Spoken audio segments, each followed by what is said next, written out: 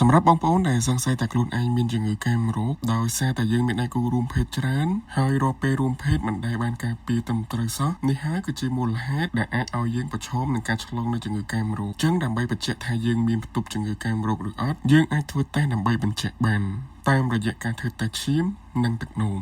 សម្រាប់ការធ្វើតេស្តឈាមយើងអាចរកមើលជំងឺអេដស៍ជំងឺស្វាយរលាកថ្លើម B រលាកថ្លើម C